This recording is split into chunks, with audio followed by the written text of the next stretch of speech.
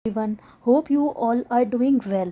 आज हम एक नया सब्जेक्ट शुरू करेंगे जिस सब्जेक्ट का नाम है the provision of offender act 1958। यह एक्ट 1950 एक्ट का 20वां एक्ट है, यानी कि इस साल में इससे पहले 19 और नए एक्ट बन चुके हैं।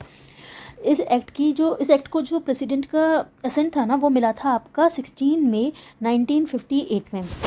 ठीक है, अब आपका ये जो एक्ट है ये हमारे कॉन्करेंट लिस्ट में आता है। अब आप सभी मुझको कमेंट बॉक्स में ये बताएं कि आपका कॉन्करेंट लिस्ट कौन से शेड्यूल में मेंशन किया गया है कॉन्स्टिट्यूशन के अंदर।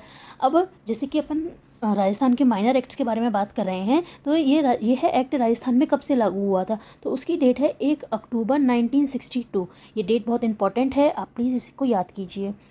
मैं जो भी चीज़ इंपॉर्टेंट है मैं उसको हाईलाइट कर देती हूँ।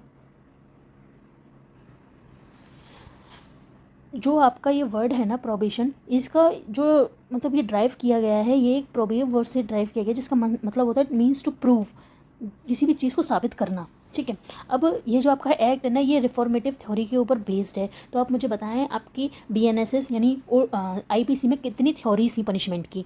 ठीक है, ये हम लास्ट में कवर करेंगे।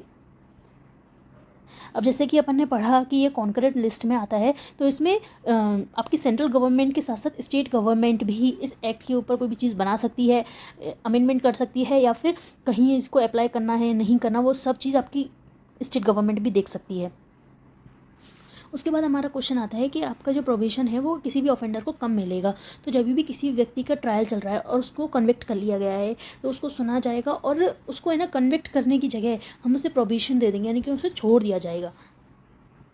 अब आज की इस वीडियो में हम सिर्फ इसका इंट्रोडक्शन सेक्शन 1 एंड सेक्शन 2 देखते हैं। तो इंट्रोडक्शन को ख़त्म करने के बाद सेक्शन 1 के लिए हम जाते हैं, तो वहाँ देखते हैं कि आपका सेक्शन 1 बात करता है short title, extend and commitment के बारे में।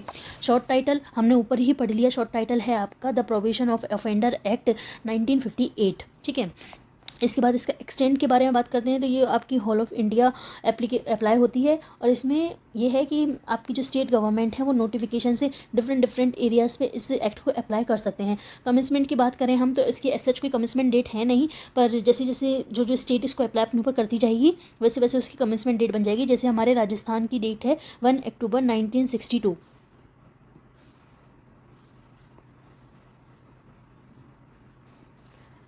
सेक्शन 2 के बारे में बात करते हैं, जो कि है हमारा डेफिनेशन क्लोज। इसमें हमारी सिर्फ 4 ही डेफिनेशन दी गई हैं, जिसमें कोड का मतलब इस एक्ट में जहाँ पे भी कोड वर्ड यूज़ किया गया है ना, उसका मतलब है CRPC, क्रिमिनल प्रोसीजर कोड।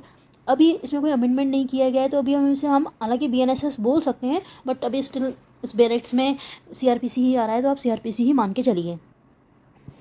दूसरी डेफिनेशन बात करती है आपके प्रोबेशन ऑफिसर के बारे में।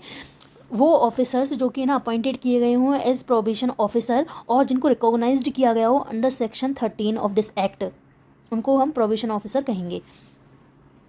फिर इसके बाद बात की गई है प्रेस्क्राइब्ड। प्रेस्क्राइब्ड का मतलब ये है कि ऐसे रूल्स जो इस एक्ट के अंदर बताए गए हैं उन चीज़ों को हम प्रेस्क्राइब्ड कहेंगे। फिर D पॉइंट है आपका वर्ड्स एंड एक्सप्रेशन के बारे में, मतलब कि ऐसे वर्ड्स और एक्सप्रेशंस जो कि यहाँ यूज़ तो किए गए हैं पर यहाँ आपकी डेफिनेशन क्लॉज में समझाए नहीं गए, तो उनको हम वही सेम मीनिंग लेंगे जो आपके CRPC के अंदर मेंशन किए गए हैं। CRPC की कौन से सेक्शन के अंदर? Section number 2।